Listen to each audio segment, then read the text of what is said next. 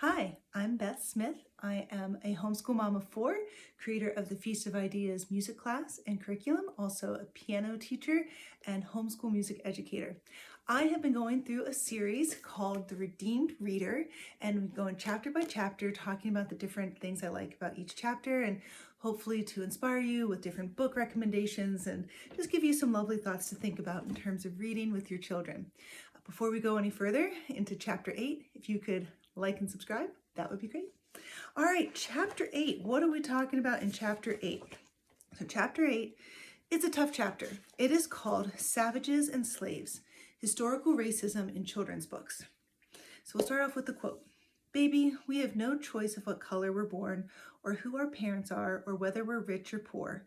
But what we do have some choice over what we make of our lives once we're here. Mildred D. Taylor, Roll of Thunder, Hear My Cry. So they started off the chapter talking about some of the concerns that have been brought forth, like, for example, the Laura Ingalls Wilder Literary Award. Well, it's brought to light there's a lot of racism in the Laura Ingalls Wilder stories. You know, there's a minstrel show and things like that.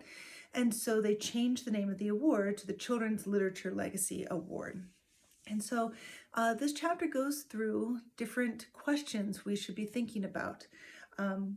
What to think about, things like the white savior protagonist of Maniac McGee, or Indigenous people casually mentioned as cannibals in Pippi Longstocking.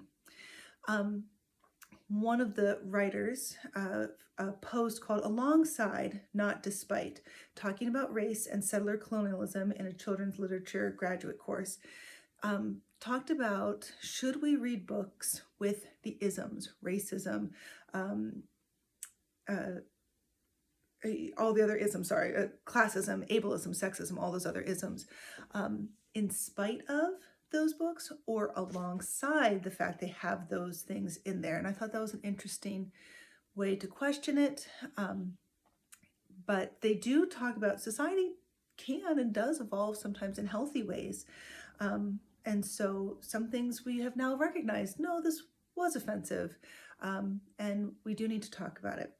And so, but they do talk about some cautions when you are looking at the historical, maybe some racism or isms in some of these books. When the discussion of book circles around its offensiveness, the book becomes the offender rather than a depiction of humanity in historical context. And so then what do you do? If you're offended, there needs to be a reaction. What reaction should we have? Censorship? Does that mean we censor the whole book? And if censorship becomes recommended practice, doesn't that mean locking ourselves into the present? I thought that was very good caution, that if we have to censor everything that occurred that was wrong in the past, we're only going to be able to read stuff from now. But we have no idea in the future if the things we think now, maybe those could be wrong. So we have to be careful of presentism. And so here are some considerations to keep in mind. I list 3. People are people in real life and in great literature. We are all sinful individuals with complex lives, acting out our strengths and weaknesses within a cultural context.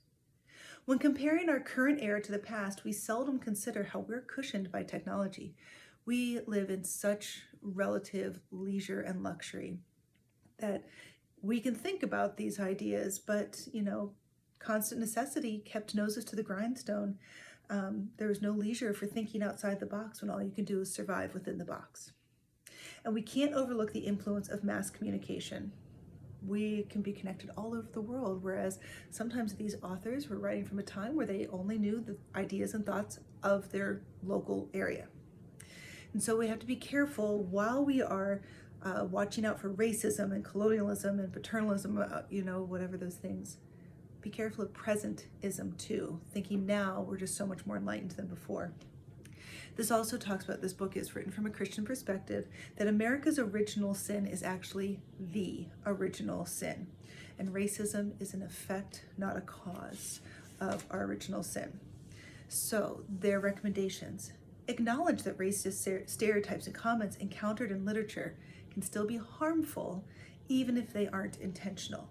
So ask questions. When was the book written? What do you know about the author? What's the author's purpose in writing the book? How do the characters express racist attitudes? Do these come from active hostility, carelessness, or lack of empathy? Might these characters think differently if they lived today? What can you learn from these characters? And then they also give encouragement towards a more positive view. Parents of all races should be wary of an unhealthy focus on trauma and tragedy in literature. If all we focus on in terms of reading stories about Black people is just slavery or the civil rights, that can cause harm. And it can kind of be depressing. So finding stories that are, I think of Snowy Day by Ezra Jack Keats, I think is the author. There's no tragedy. It's no trauma-informed story. It's just the story of this sweet little Black boy enjoying a snowy day. And so their recommendation is, instead of substitution, read this instead of that. A better approach is expansion. Read this and that. So here are some books that they recommended. I'm going to also offer one of my own. How Do You Spell Unfair? This was a pretty good book about one of the first, Magnolia Cox in the National Spelling Bee, one of the first Black girls to compete in a National Spelling Bee. And then Roberto Clemente, Call Me Roberto. And those were both excellent stories. There are a lot of great stories about Jackie Robinson. And then there's one by Nancy Cherning, Dear Mr. Dickens, and she writes to say, hey, your representation of Jewish people in literature is often a little disrespectful. And Dickens would write back to her and say, oh no, I have lots of different kinds of bad guys. It's not, the Jewish person isn't always the bad guy. There's other people who I make bad guys. And she challenged him and said, yes, but you never make the Jewish person a good guy. And he took that criticism to heart, and he did finally add a positive Jewish character. And so that's a really, really great children's book too, also about the power of change and writing letters, and that was just a really good book. So this can be a tricky subject, and I'm sure different people fall on different lines with this and come from their own experiences. I'm always in support of more books being read than less, and I know it's hard because time is limited, so you can't always have read every single book out there, and you do sometimes have to pick and choose, but I do prefer expansion more than censorship if at all possible. So I hope that was helpful. Sorry, this is a long version, long review, but it's an important one, and one I think that can help create good critical thinkers who arrive that way from the imaginative stories of picture books. So thanks for joining me with Chapter 8. See you Chapter 9.